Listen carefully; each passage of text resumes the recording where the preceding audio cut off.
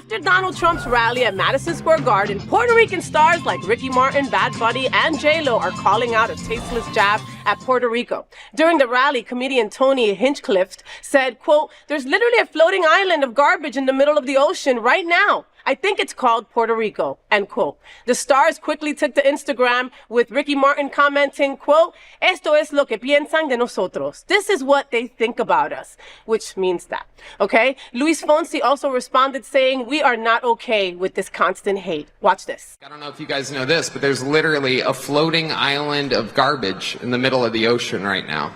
Yeah, I think it's called Puerto Rico. J-Lo, Bad Bunny, and Ricky Martin react to being called garbage. What are we all talking about? When you saw this video, I was like, wait.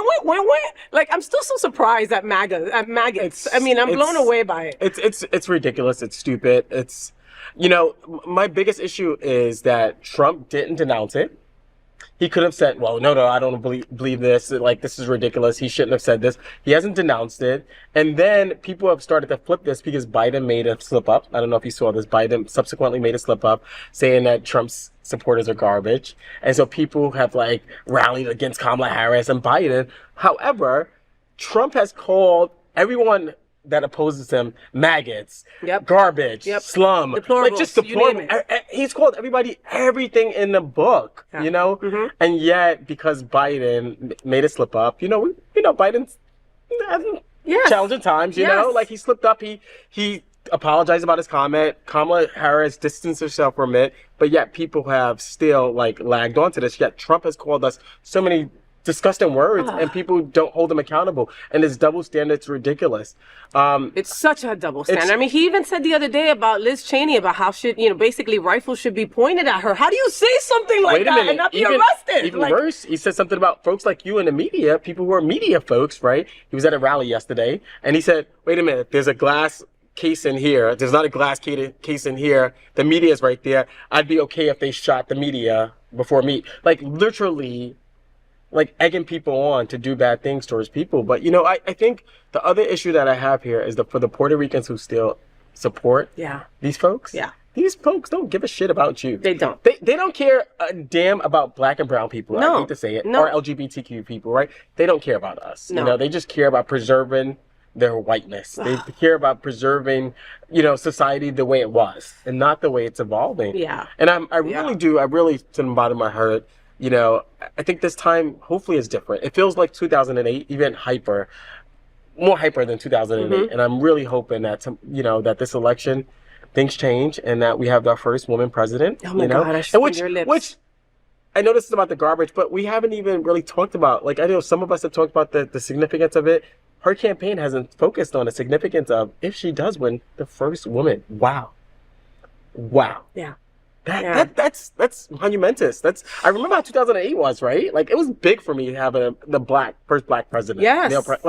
This could be even big. Well, and do you remember also when Hillary went against him? And I went to sleep thinking I'd wake up to a woman president. Oh, absolutely. Then I woke up to the horror that it was. Shattered.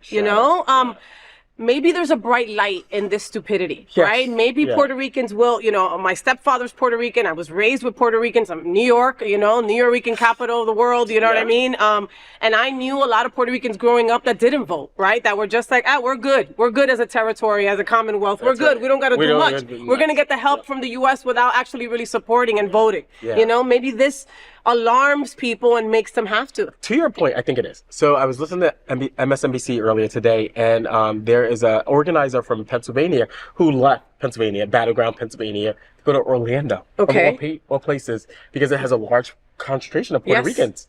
And literally, he is coalescing Puerto Ricans in Orlando to vote. And I'm like, dude, we need you in Pennsylvania. We need to win Pennsylvania. But he's like, no, this is really rallied Puerto Ricans. He's like, you could say a lot about Puerto Ricans, but once you talk about their land, that's it. Yeah. They go to war. Yeah. Rosie Perez is out there saying, hell no, don't talk about my island. And so this has really coalesced them. And so I do think that this, like, Donald Trump and his people has made a big boo-boo here because Puerto Ricans, for the most part, probably 75 to 80% of them in the U.S., well, they are U.S. citizens, but 75 to 80% of them, I think, are pissed at this. You have the 15 that will still support him, but the 75 to 80% or so, they are pissed and they're ready to, like, they're ready for action. And they're going to vote against them. They are going to vote. Hope so. I mean, Puerto Ricans are very proud people, like you said. And, you know, I'm still taken back to when Trump threw paper towels at people. Maria. You know what I mean? That's right. Yeah. Oh, here. Yeah. And first of all, wait a minute. Let's take it back. He held aid. He withheld aid. Yeah.